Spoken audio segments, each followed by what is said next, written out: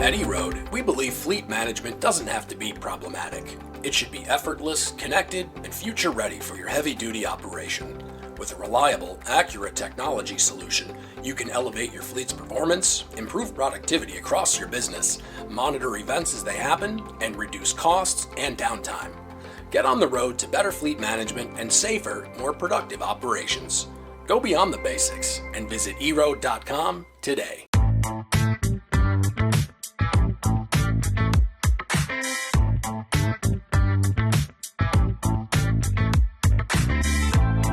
Welcome to Running on Ice, the coolest community in freight. I'm your host, Mario O'Connell, bringing you the latest tech updates, warehouse news, and everything happening in the cold chain world.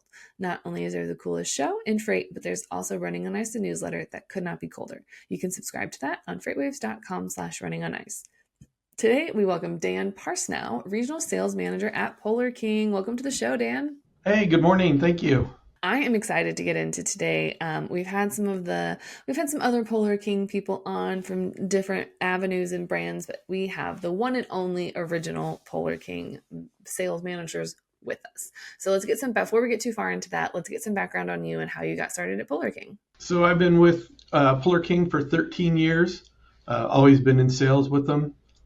Before that, I worked for a food distributor, so kind of the same customer base, a lot of them the same, different avenue, but a sales position as well, and then rolled into the Polar King position and couldn't be happier. I like that. I feel like the food to cold storage pipeline is quite a straight line, not a lot of deviations. It just makes sense to go from one to the other. And we recommended Polar King a lot when I was in my previous position. That's kind of how I knew about them a little bit. So it's always nice to be the customer using the product and now being the one selling it. So you're like, it's the best of both worlds. Exactly. The one thing, so kind of break down a little bit about what kind of solutions Polar King has, and then, also kind of its different applications, because obviously your cold storage needs are going to vary from a restaurant use versus your pharmaceuticals. So if you don't mind just kind of breaking down at a high level some of the solutions that you have, and then just kind of its different applications. Yep. So at Polar King, we're the only manufacturer that is specifically designing walk-ins for outdoor use. We build each and every one to order. So whatever the customer's particular needs are, we can build and have a solution to meet their needs. The only downside the one thing is, we do outdoor only walk-ins, so they can go inside as long as there's a door opening or a big warehouse that you can get a fully assembled unit in place. But being outdoors, and they're designed to be outdoors, they work perfectly outdoors, and it frees up that valuable inside space for other things when you can just have ours sitting out the back door or attach it to the side of the building, kind of like a addition to it, of cold storage addition. And then we offer coolers, freezers, 2-compartment, 3-compartment. Like I said, whatever the customer needs, we can design it to meet their specific needs and not force them into a standard type unit.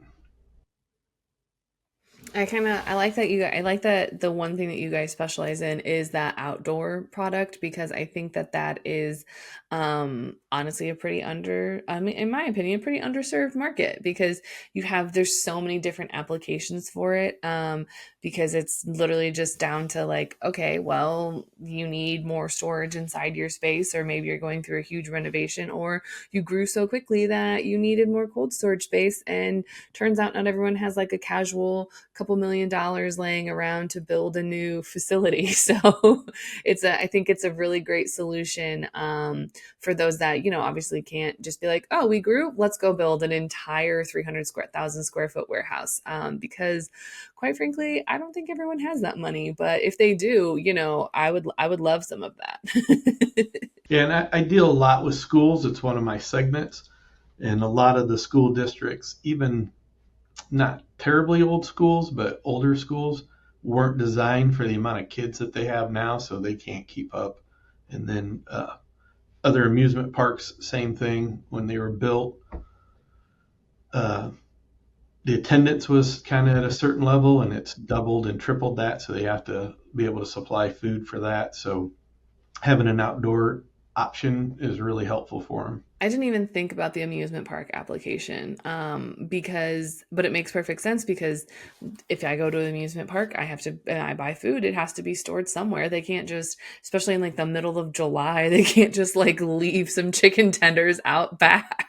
Like, And in like a zoo application, not only are we feeding the customers, but they're also feeding the animals inside, and they actually have a better diet than most of us do, and their quality is a lot higher. But it's amazing. I did not think of the zoos either, but it makes sense. I knew someone who used to be the person that bought the food for the animals, and he was like, "I know how to buy like a truckload of live crickets," and I'm like, "That is a very unique set of skills to have, my man." The amount of stuff they buy and the quality, it's incredible. Yeah, and I mean, I love to see that those animals taken care of so well because I mean, it's important, you know. Zoos and conservation. But now that we've gotten off our tangent, um, so obviously we have everything from amusement parks and zoos to schools and maybe a large food production kitchen or even pharmaceuticals at a hospital. Like if they just need some space, how does those cold storage needs change based off the different industries that it is? Like pretty much does it change how you guys build the units, or is it just those needs for what the unit needs to do is different? A little of both. The core design is basically the same, and then we just add things to meet their specific needs. Obviously, someone holding food at a restaurant or school is completely different than holding very valuable pharmaceutical. We did a lot of business during the COVID, but those have to be held at such a specific temperature range. We just add different things to that to meet their needs. I kind of like that it's the same, it's like that base model. It's that it's the thing that you do best of that insulation and keeping things structurally sound and up to code and everything. And then it just allows that customization inside. It's kind of like for a lack of a better comparison, it's like when you get to go build like an IKEA closet. You have the base closet and you just pick what works best for you because everybody has different needs. And I think that has to be so nice for you guys to be able to offer because like you said, you do build each of them as they're ordered, which I think that's not something that a lot of other people can, you know, successfully manage because it is kind of hard to have that lead time of, okay, well, it's going to take us a little bit to build it.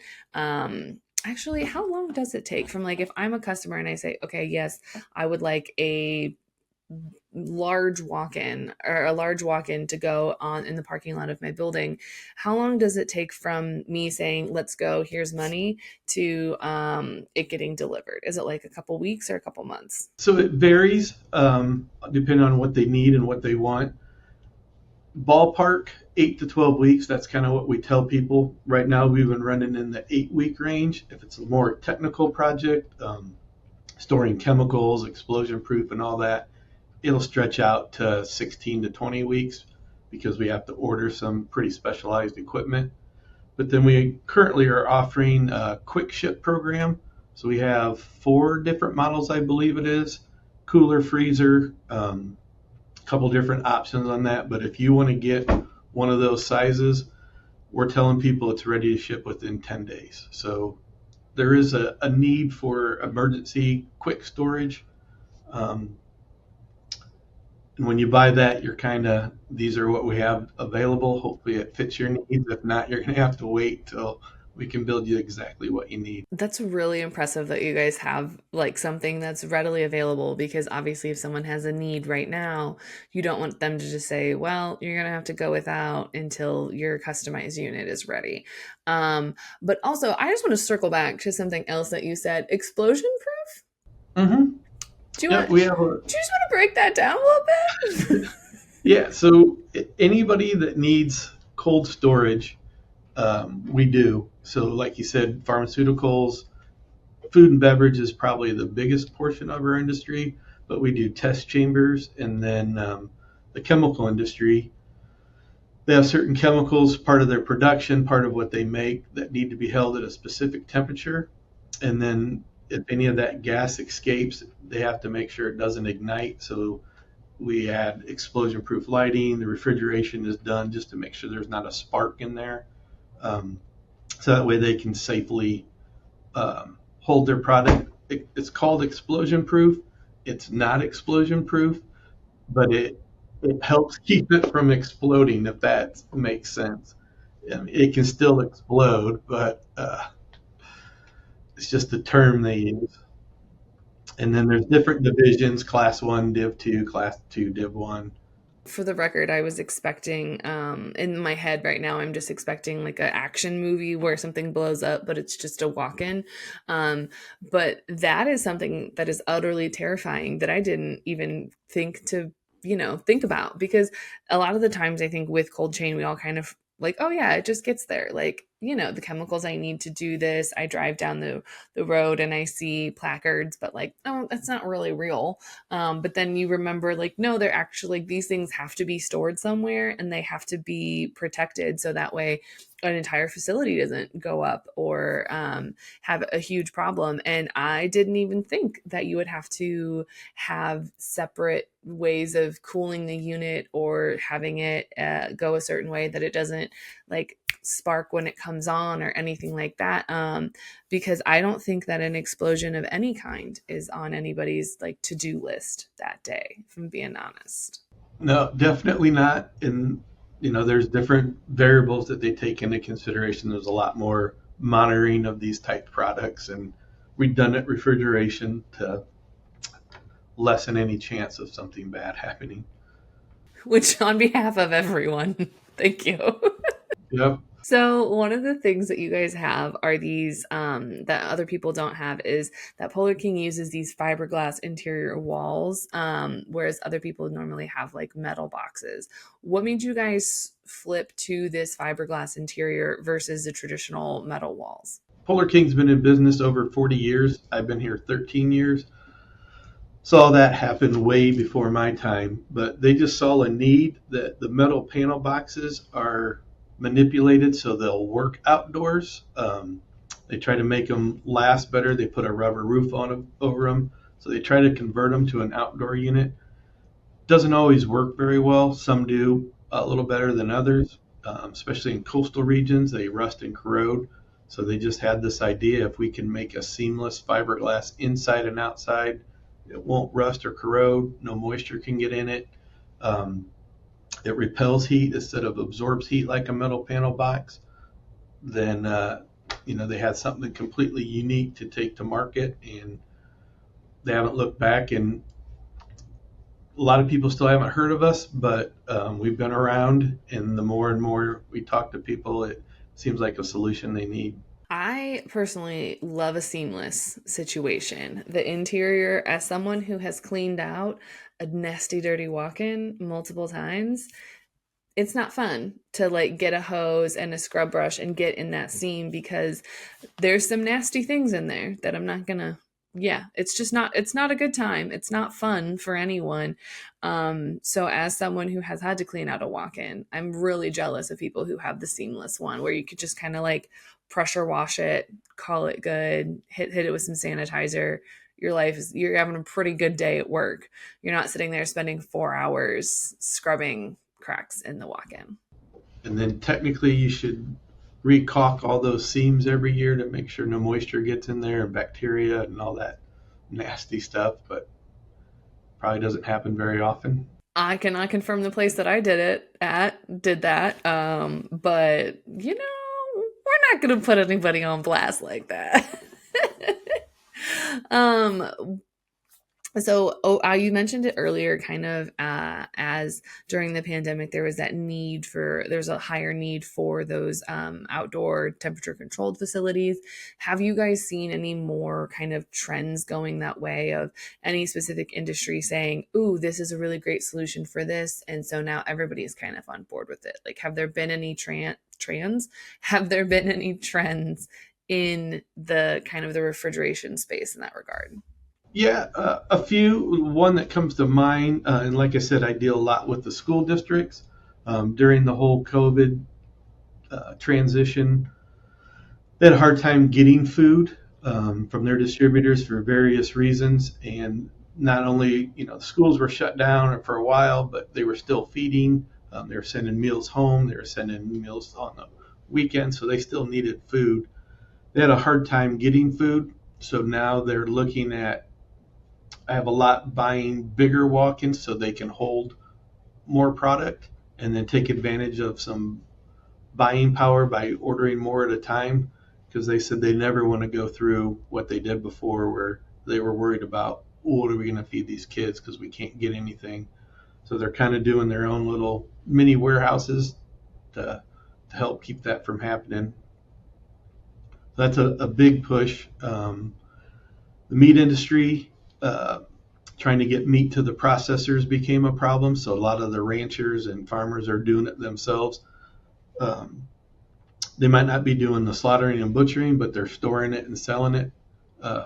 So there's been a big push for cold storage in the meat industry, especially on the smaller scale. Is something that I didn't even think about, the meat industry of the ranchers and everything like that, because obviously, they don't want, and they, any loss there is gonna be significant, and that is something that I honestly didn't even think about as an application, which I feel like the entire theme of this episode is I didn't even think about that, and it's just all the different ways that the cold storage is used.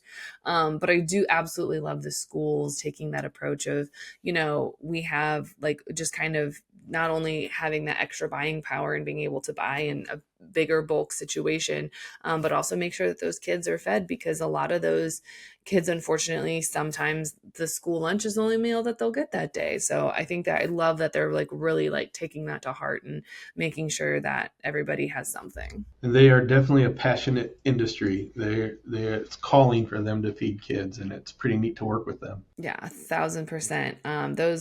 Those schools and those lunch ladies are not to be trifled with. They're gonna make sure everybody's got something. Absolutely. Even if it's like the good corner piece of like the lunch lady pizza, they'll hook you up. They'll make sure that you got a good time. Yep. So the one cool thing that I like about you guys is that a lot of times when you think like, oh, I need to get this storage unit or this cold storage unit outside, it's going to take so much power, so much energy. I don't think I have enough wiring or a circuit breaker. I'm not an electrician. I don't pretend to understand that. But basically, there's that concern that the electrical needs is going to be too great for what they currently have. But you guys have like this, just like a simpler connection where you don't have to rewire everything just to get a cold storage walk-in. Have you guys seen that kind of green light things faster, the fact that you don't have to rewire something, it's just kind of a simple electrical connection, and it's not that complicated? Have you guys seen that kind of be another avenue to success? Yeah, absolutely. So we try to be as close to a plug and play as possible. So everything is built here in our factory and tested in Fort Wayne, Indiana. We bring it, offload it, set it in place. Usually the only thing they need to do is hook power to it. Um, we offer different options for that. It's usually 208, 230 volt. There's some other options on that. Single or three phase, whatever the customer has available. We just work all those details out while we're quoting it. And then, like I said, we bring it, set it down. There's a rotary disconnect that the electrician hooks to. Everything else is pre-wired by us. Um, Ours seem to be the most efficient walk-ins on the market. Being seamless fiberglass, no moisture getting in there, repelling the heat. We can be anywhere. It's hard to say exactly, depends on usage, but 25, 50% less consumption than an average walk-in. So that really helps their electric bill. I have a couple customers that are really good customers of mine that are in the Virgin Islands. Um, we sold them a new walk-in for their facility, and it was so much efficient, and their electric is so expensive over there. On average, it saves them about 30 grand a month just by using our walk-in compared to what they were using before. So we became huge heroes to them, and like I said, they're a great customer. 30 grand a month. First of all, I could not imagine an extra zero behind my power bill, let alone like three. So that's insane. But second of all, like $30,000 a month for electricity. I truly have nothing. That is insane. That is actually insane. But I'm glad that they were able to save that, because that immediately just like boosts the bottom line with very little effort. Talk about a return on investment quickly. Absolutely. So I have two more questions for you. One is a very popular question, but the one before that is what is kind of that biggest piece of advice for someone that's saying, I think we've outgrown our space, but we obviously don't have money to rent part of a warehouse or do something like that. Like what's the biggest piece of advice you have for someone that's looking to kind of expand into getting an outside walk-in? Like I said, we'll build and to exactly what your needs are, size wise, cooler, freezer. I always tell people, and not trying to upsell them, and it's not really a joke, but I just find it to be true. Just like a closet or a pole barn, you'll grow into it. Don't buy something so big that you're cooling half an empty building, but always keep in the back of your mind that there might be some growth here. So if we're not sure we want a 10 footer or a 12 footer, probably err on the side of caution and go with the 12 footer. But we can help get you exactly what you need. There's different companies out there that do some financing. We have a rental division that we can get you temporary units while yours is being built. We're willing to work with you and do whatever it can to help you with your cold storage needs. That's a really good thing. Just, reach out for help and say, hey, this is what I'm working with. This is it. What kind of solutions do you have? Because I think that's going to ultimately work out better for someone if, we always say, you're the expert at what you're doing. So don't try to become the expert at something else. So for example, if you're the expert at feeding kids lunches, you don't need to become a cold storage expert. Leave that to the actual experts.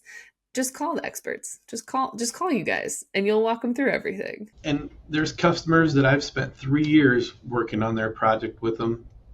Usually it doesn't take quite that long, but we have no problem redesigning, resizing stuff to get exactly, it's easier to fix it on paper and get you exactly what you need before it shows up. And then you're like, I wish it would have been a little bit bigger or something. So we're willing to work with you and do whatever it takes to get you quoted exactly what you need. I like that. And this is not the time to just say whatever works. This is the time to demand what you like and what you want. Don't just say, yeah, it's fine. It's totally fine. I guess. I don't know. No, this is the time to actually demand what you want. Correct. Yep. All right. So, Dan, that leads me to my final question of the day. And it is a question that everyone that has come on the show has had to answer. Are you ready for it? I am ready, I think. Is cereal considered a soup? Is cereal considered a soup? Oh, geez. I like cereal. I'm going to say yes. I'm going to say it is a soup, a cold soup, I believe.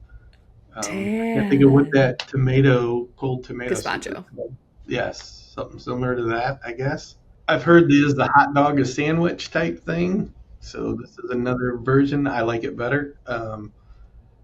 I'm going to vote on the yes side and see what your answer was. I mean, I also love cereal. I am a team cereal is not a soup, but I am also that way because I am a monster who does not put milk in her cereal. I just eat my cereal like dry. And I know that that's weird. I know that that's a me thing.